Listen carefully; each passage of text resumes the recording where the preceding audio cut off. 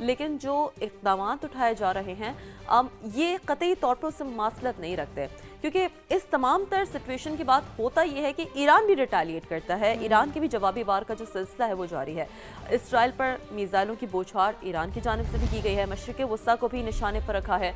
Baghdad में अमरीकी सिफाती मरकज़ पर 20 ड्रोन्स दागे गए हैं। खलीज फारस में 2 ऑयल टैंकर को निशाना बनाया गया। ये वो रिटेलिएशन है, ये वो जवाबी हमले हैं जो ईरान कर रहा है।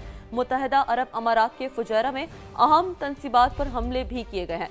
सऊदी शहर अल खर्ज में अमरीकी फ़ज़ाई के हमले को भी निशाना बनाने का ये दावा है जो सामने आ रहा है। बिल्कुल, और सऊदी अरब का भी 2 ड्रोन गिराने का दावा सामने आया है। लेबनान में हिजबुल्लाह के मुजाहिदीन ने भी सेहूनी फौजियों पर यरगाल की है।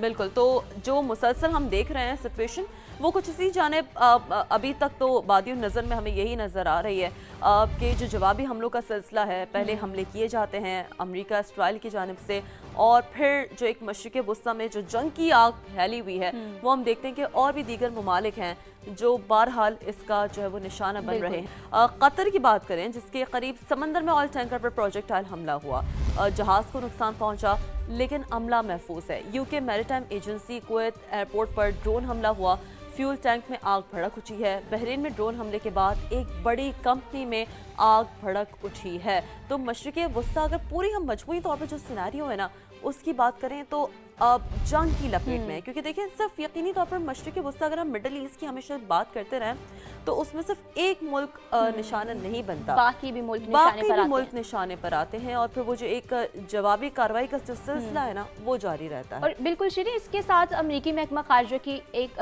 बगदाद में अमरीकी सहाफ़ी के अगवा की तस्दीक भी सामने आई है, जिसमें सहाफ़ी को पहले ही मुमकिन खतरात से आगाह किया गया था।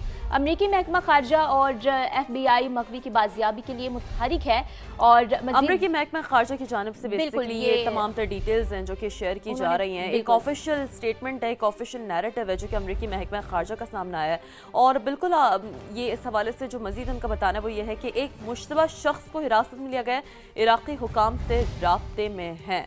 तो ये भी डेफिनेटली हमने देखा है इससे पहले भी कि जब इस तरह के सिनेरियो होते हैं तो बिलखुसूस जर्नलिस्ट भी टारगेट करते हैं। गाज़ा वॉर में हम कैसे भूल सकते हैं कितने ज़्यादा जो है वो जर्नलिस्ट भी टारगेट होते रहे हैं जिन्होंने अपनी सहाफ़ती ज़िम्मेदारी अंजाम देते देते जो है वो अपनी यकीनी तौर पर इस तरह के सिनेरियो का जिक्र हुआ है।